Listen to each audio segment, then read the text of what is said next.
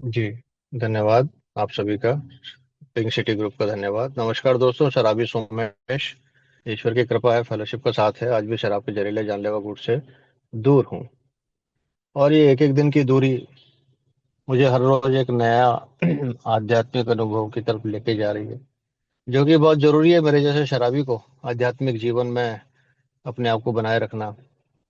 नहीं तो टूट के बिखर जाता हूँ, शराबी हूँ ना। और वो बिखरा भी हूँ, पहले भी कई बार बिखरा हूँ। बिखर के संभल नहीं पा रहा था, उलझनों में इतना उलझ गया था कि मेरे को ये पता नहीं चल रहा था किस कारण से मैं उलझ रहा हूँ। जब मुझे फेलोशिप का पता पड़ा, उस समय मुझे ये नहीं पता था कि मेरे जिंदगी में हो क्या रहा है, कि तूफान क्यों मच रहा है। लेकिन आज जब मैं देखता हूँ पीछे झांक के यार, कि ये फेलोशिप ही थी जिसने मुझे पहली बार उस क्यों का जवाब दिया कि मैं क्यों पीता था, मैं क्यों शराब का गुलाम बना।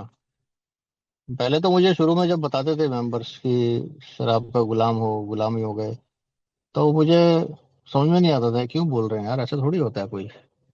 मैं कैसे गुलाम बन सकता हूँ, अच्छा खासा इंसान हूँ, हाथ पैर ठीक है, परिवार बढ़ रहा है, घर वाले हैं, सब कुछ है, नौकरी है, नौकरियां भी कर रहा हूँ, ऑफिस में प्रमोशन भी हो रहे हैं। मैं किसी का गुलाम कैसे बन सकता हूँ, और वो भी शराब का। वो तो बड़ी अच्छी चीज थी। लेकिन यार जब बोतल ने मुझे मारना शुरू किया और मैं पूरी तरह टूट गया, बिखर गया, तो भी मैं ये नहीं कहता था कि मैं शराब छोड़ दूंगा। मेरी वाइफ कितनी बार उसने प्रयास किए कि भाई तुम बोल दो शराब छोड़ दो, शराब छोड़ दो, लेकिन मैंने शराब नहीं छोड़ा। बॉम्बे जरूर छोड़ दिया। 12 साल से बॉम्बे में था, सेटल था, अच्छी खासी जॉब थी। वाइफ ने भी अच्छा खासा जॉब पकड़ लिया था, कॉर्पोरेट में थी। और उसके साथ में मेरे बच्चे भी वहां पे अच्छे से पढ़ रहे थे, सब लाइफ सेट थी। बस एक मेरे डिसीजन लेने के कारण सब अस्तव्यस्तता फिर से और बढ़ गई कि भाई मैं जयपुर जाता हूँ, घर वालों के साथ रहूंगा, बॉम्बे छोड़ देते हैं। कोई बात नहीं, कॉर्पोरेट नहीं है, नहीं चाहिए, लेकिन शराब से बढ़कर कुछ है क्या। तब हम 1 BHK में रहते थे यार। वाइफ किचन में ही बैठती थी, किचन में ही खाना बनाती थी, वहीं पे पूजा करती थी, वहीं पे सोती थी। मेरे सामने आने से डर लगता था सबको। मेरा बड़ा बेटा 10वीं में था, वो मुझे उल्टे सीधे शब्द बोलता था यार। लेकिन मैं ये नहीं समझ पा रहा था कि वो क्यों हो रहा है, क्योंकि मेरे को होश ही नहीं रहता था। फिर बार्गेनिंग करी, डिनाइल में तो था ही मैं, कि चलो जयपुर चलते। जयपुर गए, वहाँ बूढ़े माँ बाप थे, दोनों के बाईपास हो रखी थी। बड़ा खुश, सब खुश, चारों तरफ खुशियां 2 महीने तक। 2 महीने के बाद फिर शराब हाथ में आ गई, फिर पी ली मैंने। और ऐसी पी कि अपना एक्सीडेंट करवा लिया। 2 महीने में नौकरी और छूट गई। तो यार जो सोमेश बॉम्बे छोड़ के आया था, उसकी नौकरी वापस से छूट गई। अब वो ना तो घर का रहा ना घाट का रहा। इधर माँ बाप के साथ भी सेटिंग नहीं हो पा रही थी हमारी, तो वो रोज आए दिन के झगड़े वो चलते थे। सब अपने अपने अलग अलग कमरों में रहते थे, कोई किसी से बात नहीं करता था। सब अलग अलग कटे थले थे। ऊपर से मेरी नौकरी छूट गई, मेरे एक्सीडेंट हो गए, दारू पी के टू व्हीलर चला रहा था फिर गिर गया। बड़ी बुरी हालत थी यार। वाइफ राखी के लिए अपने गांव जा रही थी यार, उसको बीचों रास्ते से मम्मी ने बुलाया, वापस आ, ये देख क्या हो गया इसको, है एक्सीडेंट करवा लिया इसने। तूने तो कुछ नहीं किया, तेरे कारण तो नहीं हो रहा है इसको इतना दुख, शराब पी रहा है ये। मेरी वाइफ को लोग जब ये यातनाएं सहनी पड़ी, तभी मैंने समझा, तभी मैंने सुधरा। और और वो सवाल था ही नहीं ना उस चीज का। सवाल जो था कि भाई रानू, सोमेश तो क्यों पी रहा है, सोमेश तेरे क्या तकलीफ है, सोमेश तू कंट्रोल क्यों नहीं कर सकता है, बाकी लोगों के जैसे क्यों नहीं पीता है। मान जा यार, तेरे बच्चे बड़े हो रहे हैं, हायर एजुकेशन में आ रहे हैं, माँ बाप बूढ़े हो रहे हैं, उनके बाईपास हो रखी है, तेरी वाइफ परेशान हो रखी है, तू एक समाज का व्यक्ति है, तू जहाँ रहता है वहां तुझे कोई वैल्यू नहीं है, सब हंसते हैं तुझको देख के। क्या कर क्या रहा है तू अपने जीवन के साथ। लेकिन सोमेश जी को तो बस ये चीज सब समझाते थे, और सोमेश को सिर्फ एक ही चीज दिखती थी, शराब का छुपा रखी है, कब यहाँ से छूटूं और कब मैं 2 घूंट पीऊं जिंदगी के। वो जिंदगी के 2 घूंट लगते थे मेरे को। और ये कब जिंदगी के 2 घूंट बने, जब मैं इंडिपेंडेंट हो गया था, अपना कमा रहा था, बच्चों को पाल रहा था, घर का खर्चा चला रहा था, सब कुछ खर्चे कर रहा था, और अच्छी खासी नौकरी थी, सब सेटल्ड लाइफ थी। लेकिन तब मुझे लगता था यार ये कमा किसके लिए रहा हूं मैं। जब कमा रहा हूँ तो 2 घूंट तो पी सकता हूँ मैं, मेरा हक है, शाम के 2 घंटे मेरे होने चाहिए। और वहीं से शुरुआत हुई थी, जो आगे आगे बढ़ती हुई मुझे इस कमरे में बंद कर दिया। और एक कमरे में बंद करने के बाद माँ बाप बोलने लगे कि भाई तू क्यों आया जयपुर वापस। हाथ जोड़ लिया हमारे सामने, तेरे को जहाँ जाना है जा, यहाँ मत रहे, हमारा बुढ़ापा मत खराब कर। और दोस्तों फिर मेरी एक नौकरी लगी यार, फिर भी नौकरी लग गई ईश्वर की कृपा से। और मैं गया फिर से गुजरात। बॉम्बे और गुजरात दोनों जगह से ऑप्शन थे मेरे पास। मैं गुजरात गया क्योंकि बॉम्बे से तो मैं भाग के आया था यार। अब ड्राई स्टेट में जाऊंगा। तो वहां जाके देखा तो यार वो, हाँ, 2 महीने के बाद तो मेरे घर पे आ गई ये मैडम शराब। तो अब आ गई तो फिर क्या करें, पियेंगे ही। पी ली मैंने क्योंकि वो स्लिपरी पीपल स्लिपरी प्लेसेस था। और तब भी मुझे फेलोशिप के बारे में नहीं पता था और मेरे को उस क्यों का जवाब नहीं मिल रहा था। फिर मैंने झगड़ा किया बॉस लोगों से और तकलीफ में आया। और मैंने झगड़ा करके फ्लाइट की टिकट कर ली। फ्लाइट की टिकट की तो दूर की बात है, मैं फ्लाइट में बैठ भी नहीं पाया क्योंकि मैं इतनी पी रखी थी। मुझे बाहर से भगा दिया और मैं बस पकड़ के जयपुर पहुंचा। वहां आके वापस मेरी वाइफ को किसी ने डॉक्टर का नंबर दिया था एक जयपुर में, जो by God grace non alcoholic trustee रह चुके थे फेलोशिप के, डॉक्टर हर्ष दावत। तो उनका नंबर दिया, उनसे मिलने गए हम। तब उन्होंने बैठा के मुझे फाइब्रोस वगैरह टेस्ट वेस्ट किए मेरे लीवर के। और फिर देखो सोमेश 1 2 3 पैग, उसके आगे डॉट डॉट डॉट। ये पहला गोल, पहले पे गोला मार दिया, पहला घूंट घातक है, पहला घूंट नहीं पीना है। बोला पहले से तकलीफ नहीं है साहब, वो डॉट डॉट डॉट वाले तकलीफ देते मेरे को तो। वो समझ गए, हंसने लग गए। और बोले कि नहीं तुम एक काम करो, ये रेगुलर अटेंड करो, ये लिंक देता हूँ ऑनलाइन मीटिंग का, इससे जाओ बैठो। मैं जुड़ा यार एक बार, फ्रेंकली स्पीकिंग जुड़ा मीटिंग से, लेकिन मुझे समझ में नहीं आया क्या बोल रहे हैं वो। फिर मैं, मुझे बोला डिटॉक्सिकेशन करना है तुम्हारा। मैं डिटॉक्सिकेशन करने गया, हॉस्पिटल में एडमिट हुआ। और डिटॉक्सिकेशन के टाइम जब वो एक भाई बेक बुक पढ़ाने आए, उन्होंने डॉक्टर ओपिनियन पढ़ना शुरू किया। तब मैं कह सकता हूँ मैं पहली बार फेलोशिप में जुड़ा। फेलोशिप में भी ईश्वर की कृपा ऐसी थी, सबसे पहले मेरे हाथ में बिग बुक आई। बिग बुक आई, लिटरेचर आया। और मैं उस चीज़ का अभी भी आभार देता हूँ कि पहले दिन से मेरे हाथ में लिटरेचर आया और डॉक्टर ओपिनियन पढ़ना चालू हो गया था, जो मेरे भाई बैठे थे सामने हॉस्पिटल में। मैं बाहर निकला थोड़े दिन में, फिर ठीक हो गया, मैं ठीक हो गया, मैं ठीक हो गया। मुझे नहीं पता था मैं अभी भी गुलाम बना हुआ हूँ शराब का। और शराब की जंजीरों से नहीं निकला हूं मैं। थोड़े समय के दिन, थोड़ी थोड़ी खुशी के चक्कर में मैंने वो डॉक्टर को बोला सर मुझे कमाना है। डॉक्टर बोले कि तुम प्रोग्राम कर लो। बोला नहीं सर, वो मैं कर लूंगा, मैं ढूंढ रहा हूँ स्पॉन्सर और मैं मीटिंग भी कर लूंगा। यार मैं गया वापस गुजरात। धीरे धीरे मैं काम धंधे पे लग गया और मेरे बॉस बोलने लगे तुम तो अच्छे से बात करते हो। मेरे कलीग बोलने लगे तुम तो संतोष जैसी बातें कर रहे हो। तो अब जाने की क्या जरूरत है वहां पे मीटिंग में। और जो 30 किलोमीटर दूर था, नडियाड से आनंद जाता था मैं। छोड़ो यार, तुम यही काम में मन लगाओ अपना। मुझे लगा फ्रेड की स्टोरी जैसे कि भाई जैसे काम, बाकी कामों की समस्याओं में मैं सही कर रहा हूँ, वैसे अभी शराब के साथ भी सही कर लूंगा मैं। शराब से दूर ही रहना है और मीटिंगें तो करनी है, वो ऑनलाइन कर लूंगा। लेकिन यार मैं ऑनलाइन मीटिंग में नहीं कर पाया। मैं नेटफ्लिक्स देखता था, मैं वीडियो गेम खेलने में लगा था, बिजी हो जाता था। और धीरे धीरे स्लिपरी पीपल स्लिपरी प्लेसेस में रहने लग गया, सब लोगों के साथ रहने लग गया। स्टिक टू द विनर भूल गया। और मैं डॉक्टर को भी मैसेज आते थे तो मैं बोला सर पता है मेरे को, आप मत भेजो ज्यादा मैसेज। ऐसा करके उनको रिप्लाई देता था। और स्पॉन्सर ढूंढ रहा था मैं। वो स्पॉन्सर नहीं मिल पा रहे थे मेरे को, 3 4 लोगों को मैंने अप्रोच किया था, मेंबरों को। लेकिन नहीं बन पा रहे थे तो मैं बड़ा दुखी हो गया था। इधर मेरे माँ बाप ने मेरे वाइफ और बच्चों को घर से निकाल दिया। और तब मैं बहुत ही इमोशनली इम्बेलेंस हो गया था। और तब मेरा घूंट हाथ में आ गया था पहला वापस से। और मैं फिर से जकड़ गया था शराब की जंजीरों के बीच में और पीता गया, 4 दिन पीता गया, 5वें दिन मैंने अपने आप को मारने के लिए सोच लिया कि भाई मेरा जीवन का कोई वो नहीं बचा है अभी, और मुझे मरना ही बेहतर है। मैं रेलवे ट्रैक पे चला गया यार, लोग मुझे ढूंढ रहे थे आगे प्लेटफॉर्म पे, मैं पीछे ट्रैक पे था। ट्रेन गई, 2 गई, 3 गई, मरने की हिम्मत नहीं हो पाई यार।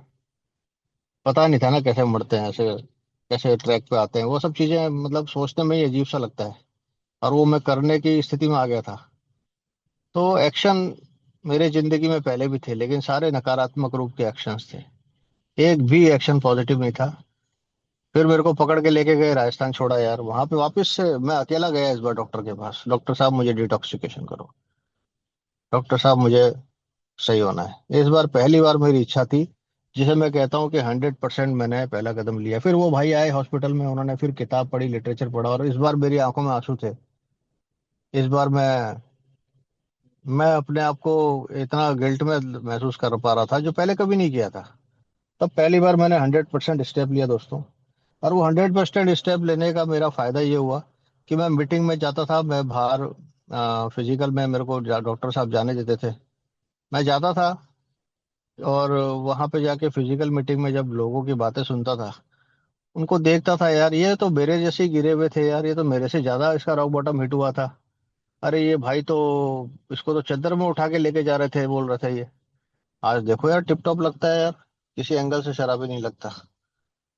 उनकी बातें जब सुनी मैंने, तो वो केम टू बिलीव, स्टेप 2, और higher power greater than me restore to me to sanity.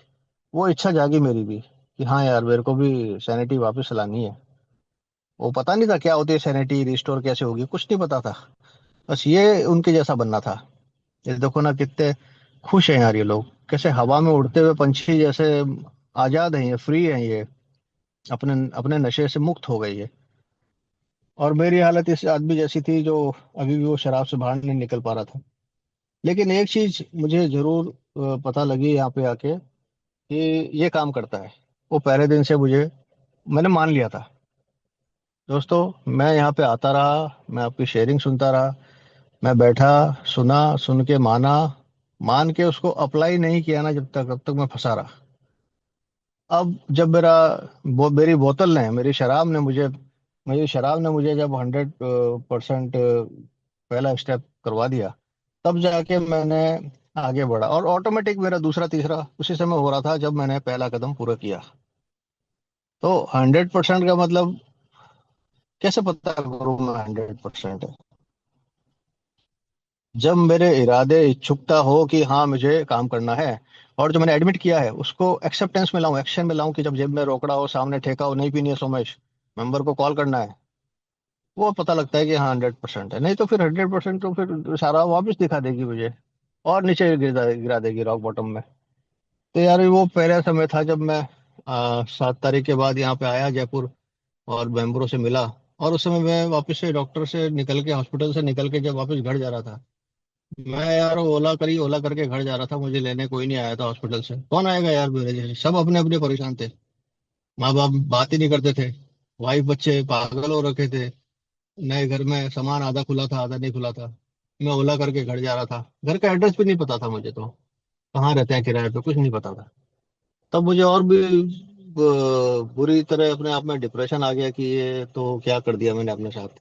तब वो कहते हैं ना, hopeless state of mind and body, है ना। तब वो लगा मुझे, यार मैं सोशली कट गया हूँ, फिजिकली खून आ रहे हैं, मेंटली पागल हो गया हूँ, कुछ काम सही नहीं कर पा रहा हूँ। लेकिन एक ही मुझे अट्रैक्शन आता था फेलोशिप का, आप लोगों को देख के, आप लोगों से सीख के, आप लोगों से बातें करके ना, मुझे बहुत अच्छा लगता था। और ये बिग बुक, रात को 11 से 12 मीटिंग अटेंड करता था, उसके बाद भी नींद नहीं आती थी, तो मैं बिग बुक लेके बैठा रहता था, वो पढ़ने की कोशिश करता था खुद। इसमें क्या लिखा है, ये क्या कहना चाह रहे हैं, ये लोग क्या बोलते हैं, बिग बुक बहुत बड़ी चीज है, क्या है ये, कैसे काम होगा।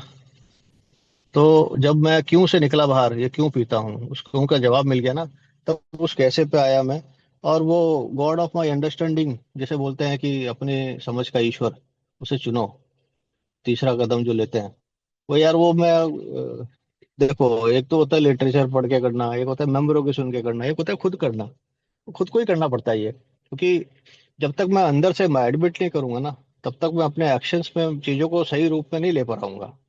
और मुझे पता भी नहीं चलेगा। मैं, वो फ्रेड की स्टोरी में लिखा है ना, फ्रेड की स्टोरी के बाद मेंटल ब्लैंक स्पॉट, कब वो खालीपन आ जाएगा, कब मैं शराब की गिरफ्त में आ जाऊंगा, कब वो मेंटल ऑब्सेशन मेरे पे हावी हो जाएगा, फिर मैं बोलूंगा अरे यार ये क्या हो गया, कल तो मैं वहां जा रहा था, यू टर्न लेके दारू पी ली, क्यों पी पता नहीं। वो मेंटल ब्लैंक स्पॉट से मैं बहुत आइडेंटिफाई किया जब मैं पहली बार गिरा, मतलब फेलोशिप में आने के बाद भी गिरा। तब मैंने मोर अबाउट एल्गोरिज्म चैप्टर से कनेक्ट करना शुरू किया। तब मुझे वो और करीब लगा अपने दिल के, मोर अबाउट एल्गोरिज्म। तब मुझे पता लगा ये मेंटल ब्लैक स्पॉट जो मेरे आरआईडी से भी भारी लगती है मुझे, डॉक्टर ओपिनियन में जो आरआईडी का वर्ड यूज किया है, रेस्टलेस इरिटेबल डिसकंटेनमेंट, पहले मैं उसी को पकड़ रहा था, रिजनमेंट को पकड़ रहा था, लेकिन अब मेंटल ब्लैंक स्पॉट को पकड़ लिया मैंने। क्योंकि मुझे आध्यात्मिकता की राह पे चलना है, ग्रेटिट्यूड में रहना है, तभी वो ब्लैंक स्पॉट जो है वो भरा रहेगा। खाली हो गया तो शराब आ जाएगी, सीधी सी बात है। और फिर गॉड ऑफ माई अंडरस्टैंडिंग, जैसे ये डॉक्टर विलियम डी सिल्क करते हैं, बिल का चौथा हॉस्पिटलाइजेशन किया था, चौथा हॉस्पिटलाइजेशन दिसंबर 11 2000 1934 में बिल ने आखिरी बार हॉस्पिटल में एडमिट हुआ था। वैसे मैं भी हॉस्पिटल से निकला यार, सेकंड टाइम। डॉक्टर साहब ने बोला देखो ये कॉन्फिडेंस बुरी चीज है, क्योंकि मैंने डॉक्टर साहब को बोला था, डॉक्टर साहब मुझे कॉन्फिडेंस आ गया था कि मैं कर लूंगा, मतलब कॉन्फिडेंस आना ही नहीं चाहिए। तब मेरा सर घूम गया था पहली बार, ये क्या बोल रहे हैं कॉन्फिडेंस नहीं आना चाहिए। तो बिग बुक में भी लिखा था यार, सेल्फ कॉन्फिडेंस सेल्फ नॉलेज मेरी किसी काम की नहीं है। मुझे यहाँ दिमाग अपना बाहर रखना है, और सिर्फ मेंबरों की बातें सुननी है, समझनी है ओपन माइंड के साथ। तो जब मैं दूसरे कदम पे था यार, मेरा ओपन माइंडनेस, मतलब खुला बन, वो भी चालू हो गया। यदि वो बंद रहेगा तो मैं दूसरे कदम पे काम ही नहीं कर पाता। तो हॉस्पिटल से निकलने के बाद जब विलियम डी सिल्कवर्थ ने, तो देखो बीमारी बीमारी का रूप जो विलियम डी सिल्कवर्थ ने दिया था कि मेंटल ऑब्सेशन साथ में फिजिकल एलर्जी। जब हॉस्पिटल में डॉक्टर बिल फर्स्ट फ्लोर पे लेटे हुए थे, लुइस डॉक्टर के पास गई थी, तब उनको बताया था। सेम मेरी वाइफ को भी डॉक्टर साहब ने यही बताया, परेशानी प्रॉब्लम क्या है, ये बीमार है, इसको मानसिक खिंचाव होता है, फिर शराब पीने के बाद फिजिकल एलर्जी आ जाती है, और इन दोनों के कारण इसका जिंदगी अस्त व्यस्त हो जाती है। जैसे मैं मानता हूँ आध्यात्मिक शून्यता हो जाती है। तो ये प्रारूप, तीनों प्रारूप मेरी वाइफ को बताए आप लोगों के द्वारा, क्योंकि एक शराबी दूसरे शराबी की बात समझता है। तो बिल को कैसे पता लगा, वो तो आध्यात्मिक जागृति आई थी। लेकिन जो समाधान था, वो समाधान तो रोनाल्ड हजार्ड के बारे में भी हमने सुना है, वहां तक मैसेज पहुंचा, यूएस के बहुत बड़े बिजनेसमैन थे वो। उसके बाद वो केबरा ग्रीव्स और एबी थ्रेचर, जो बिल के बहुत बचपन के दोस्त थे, वहां तक उन्होंने ऑक्सफोर्ड ग्रुप के थ्रू मैसेज दिया यार, 6 कदमों के बारे में बताया। और फिर वो एबी थ्रेचर जब बिल के पास टेबल पे जाके बैठे किचन में, वो किचन की जो टेबल पे बैठे ना यार, जब मैंने पढ़ा इसको कि एबी ने जब बताया था अपनी मर्जी का ईश्वर क्यों नहीं चुनते, मैं हॉस्पिटल में लेटा हुआ था बेड पे, तब मेरे को एक भाई ने ये डॉक्टर ओपिनियन का ये वाला पैराग्राफ पढ़ा। तब मेरे भी दिमाग में एक अलग सी कुछ कौंधी की, भाई हाँ यार, मैं भी तो ऐसे कर सकता हूँ ना यार। मैं क्यों अपने माँ बाप के बताए हुए चीजों को नहीं मान रहा हूँ, और उसको झगड़ा कर रहा हूँ कि मेरे को नहीं मानना आपके देवता को, मेरे को नहीं मानना आपके मैन मेड गुरु जी को, या फिर माता जी को, मेरे को नहीं मानना। ठीक है, नहीं मानना तो जिसको मानना उसको मानना रे बाबा। इतना अलग चीज एकदम से, मतलब वो पहलू चेंज हो गया मेरा। मेरा भी ऐसे ही हुआ था जब मैं हॉस्पिटल में लेटा हुआ था ना, जब भाई ने ये बात पढ़ी थी। और जैसे अभी को बिल की बात ऐसे लगी कि वो एक एक बर्फीले ठिठुरता हुआ आदमी जो सूरज की रोशनी में आता है, जब राहत मिलती है, वैसे मेरे को भी राहत मिली थी उस समय। और वो समझ नहीं पा रहा था कि कैसे अपने ईश्वर तक पहुंचूं। तो दोस्तों मैं मीटिंगों में आता रहा, मीटिंगों में मेरे को ग्रुप ऑफ ड्रंक्स मिले। ग्रुप ऑफ ड्रंक्स बोले तो आप लोग, है ना, हम लोग एक ही कैटेगरी के, एक ही बिरादरी के हो जाते हैं जब हम दूसरे कदम पे आते हैं। दूसरे कदम पे आके हम सब एक ही प्लेटफॉर्म पे पहुंच जाते हैं। और वो रोज आना पड़ता है मुझे, तो रोज आता भी हूँ मैं दूसरे कदम पे। यहाँ पे आके आप लोगों के साथ, आप लोगों के बीच में मुझे मेरी समस्याओं का समाधान मिलने लगा, छोटी छोटी समस्याओं का। लेकिन वो काफी नहीं था। 15 महीने तक मेरे लाइफ में कोई स्पॉन्सर नहीं आ रहे थे ढंग से। फिर 5 स्पॉन्सर बदले, 4 जगह बदली, 3 जॉब छोड़ी, घर बदले। क्या करेंगे यार, काम भी तो करना था मुझे। बैंक वालों को नहीं बोल सकता हूँ मैं कीप कमिंग बैक, और बोलना भी नहीं चाहिए मुझे। जो काम करने थे वो तो कर रहा हूँ, आज भी कर रहा हूँ मैं। आज भी मैं कटक से भुवनेश्वर के बीच में रास्ते में हूँ। रास्ते में ड्राइवर को बोला भाई एक काम करो, आप चाय पी लो, मुझे थोड़ा समय चाहिए, आधे घंटे मेरी मीटिंग है। तब मैं गाड़ी में आके बैठ गया, क्योंकि बाहर बारिश हो रही थी। तो मैं अंदर आके बैठ गया, और मीटिंग मेरे को अकेले में करनी है। और माई फर्स्ट प्रायोरिटी इस ए प्रायोरिटी है। और वो मुझे जहाँ भी मौका दिया जाता है, मैं हाँ ही बोलता हूँ, ना नहीं बोलता हूँ। बाकी ईश्वर की इच्छा है यार, भगवान रास्ता निकाल देते हैं आगे से आगे। तो वो मेंबर से सोबर होके मेरे को स्पॉन्सर मिले। और स्पॉन्सर जब मिले 15वें महीने में, तब मैं मरने की उम्मीद में था यार। मुझे फिर से सुसाइडल थॉट्स आ रहे थे। शराब पीने का मन नहीं था। मीटिंग में आ रहा हूँ, शराब नहीं पी रहा हूँ, ठीक है, लेकिन सुसाइडल थॉट्स क्यों आ रहे वापस? मुझे अहमदाबाद में आने के बाद क्यों लगा कि वापस मर जा सोमेश, तेरे को तेरा कुछ नहीं हो पाएगा। मीटिंग में भी तो जा रहा था मैं। तब मेरा बड़ा वापस से मैं एकदम से अपने सेल्फ पिटी में आ गया। तो जो स्पॉन्सर मिले उन्होंने बोला सोमेश 15 महीने से तुमने ढंग से कदम नहीं किए, मतलब नहीं। बोला तुमने बिग बुक पढ़ी? बोला नहीं। तुम्हें स्पॉन्सर मिले? बोला नहीं। फिर तुम शराब से दूर कैसे हो? वो मेंटल ऑब्सेशन क्यों नहीं आया? मेरा माइंड फिर चेंज हो गया। हाँ यार, ये बात तो सही कह रहे हैं ये। कोई तो है, काम कर रही है जो हायर पावर। हाँ। तो वो स्पॉन्सर ने भाई मुझे लिटरेचर पढ़ाया, मुझे स्टेप पर करवाए, 10वें 11वें 12वें में लेकर आए और मुझे रोज करने के लिए कहा गया, और मैं अपने ईश्वर से सुचेत संपर्क में आ गया। तो वो ईश्वर से सुचेत संपर्क, कॉन्शियस कांटेक्ट विद गॉड तक आने का जो सफर है, उसकी शुरुआत कहाँ से हुई? इन्हीं कमरों से तो हुई, इन्हीं मीटिंगों से तो हुई। मीटिंग मेरा पहला चरण है। जैसे आरआईडी मेरा पहला चरण है एल्कोहलिक साइकिल का, वैसे ही मीटिंग मेरा पहला चरण है अपने ईश्वर से सुचेत संपर्क कराने का, जो ये प्रोग्राम बोलता है। और वो है आप लोगों के माध्यम से स्पॉन्सर मिलना, स्पॉन्सर के माध्यम से लिटरेचर पढ़ना, लिटरेचर से ही मुझे मेरे ईश्वर से मुलाकात हुई। जैसे कि बिल ने भी बताया था शुरू में कि 1935 36 में वो सोबर हुए, 36 37 में, और 37 38, जैसे आज मेरे 3 साल हुए हैं। जब बिल भाई साहब के 3 साल हुए थे और बॉब के 2.5 साल हुए थे, उन दोनों ने मिलके 40 मेंबर सोबर कर दिए थे। 40 मेंबर सोबर कर दिए थे शुरुआती 3 साल में। मैंने कितने किए? मेरे को तो पता ही नहीं यार क्या हो रहा है मेरी लाइफ में। और ये लोगों ने कितना सेक्रीफाइस किया होगा यार अपने साथ में। मॉर्गेज, बॉब डॉक्टर बॉब थे, वो डॉक्टर थे, अपना घर मॉर्गेज चला दिया उन्होंने। बिल इतने घर बदल रहे थे, इतने जगह बदल रहे थे, उनके पास बिग बुक लिखने के भी पैसे नहीं थे, फिर भी बिग बुक लिख रहे थे वो। ये हिम्मत कहाँ से आ रही थी उनमें, इतना सेक्रीफाइस करते हुए? जब मैंने हिस्ट्री पढ़ी, दोस्तों मैं हिस्ट्री इसलिए पढ़ रहा हूँ, इसलिए बता रहा हूँ क्योंकि मेरे का मेरा मेरा शुरू में 1 साल पहले की बात है, जब मैं 15 महीने में सोबर हुआ था ना, तब मैं बड़ा गुस्से में रहता था, 10वें महीने से 15वें महीने में। अरे क्या यार, तुम हिस्ट्री पढ़ रहे हो, यहाँ मेरा पूरा है ज्योग्राफी, सिविक्स, इकोनॉमिक्स सब हिला हुआ है, और तुम हिस्ट्री बता रहे हो मुझे 1935 में क्या हुआ था। वो तब मुझे समझ में नहीं आ रही थी, क्योंकि तब मैं बहुत डिस्टर्ब रहता था। जैसे जैसे मैं अभ्यास कर रहा हूँ कदमों का अपने जीवन में उतारने का, तब मुझे उसकी अहमियत पता लग रही है कि भाई 3 साल 4 साल में बिल और बॉब ने क्या कर दिया था, और तू सोमेश क्या कर रहा है? तेरा सेक्रीफाइस कुछ भी नहीं है। मैं सोचता हूँ आज मैं मीटिंग में बैठा हूँ, आज मैं ऑनलाइन पे ये सेवाएं दे रहा हूँ, ये उनके सामने कुछ भी नहीं है। तो जब मैं कुछ भी नहीं आता हूँ ना, वही मेरा रॉक बॉटम जैसे हाई हो जाता है, वैसे ही मेरी सेवाएं भी लो हो जाती हैं। तो यार ये बिग बुक आने के बाद ही, 1939 में बिग बुक आने के बाद ही उनका ग्राफ ऑटोमेटिकली बढ़ गया। क्यों? क्योंकि भाई जहां जहां बिग बुक पहुंची, वहां वहां सोबराइटी बढ़ी। तो ये जब बिग बुक छपी थी, उस समय साउथ अमेरिका में फैली, साउथ अमेरिका में फैली फैली मतलब 8,000 मेंबर बढ़े, फिर और बढ़े। उसके बाद वो 1940 में, 1940 मतलब 1 1.5 साल में ही ये इतने देशों में फैल गई थी, पूरे दुनिया में ऑलमोस्ट फैल गई थी। जापान, ऑस्ट्रेलिया, साउथ अफ्रीका, ये कैसे यार, ये चमत्कार हो रहा है। बुरा ना मानिएगा, एक हिंदी में हमारे वो महाभारत का एक छोटा सा एक वाक्य होता है, जब वो बर्बरी का शीश काट के एक पहाड़ी पे रख देते हैं और पहाड़ी पे पूछते हैं उससे महाभारत खत्म होने के बाद कि ये बताओ भाई सबसे अच्छा कौन लड़ा इनमें से। तो बर्बरी बोलते हैं भाई मुझे तो ना युधिष्ठिर दिखा ना अर्जुन दिखा, मुझे तो सब जगह कृष्ण का चक्र ही दिख रहा था, हर जगह चक्र दिख रहा था। तो आज मैं उस बिग बुक को उस चक्र से कंपेयर करता हूँ, क्योंकि जहां जहां बिग बुक जा रही थी, जिस कंट्री में जा रही थी, वहां वहां मेंबर्स ओवर होते जा रहे थे। तो मुझे भी बिग बुक दिख रही है, मुझे कोई वो बिल बॉब मेंबर ये पर्सनैलिटी की बात ही नहीं है, क्योंकि ये प्रिंसिपल्स की बात है, तत्वों की बात है।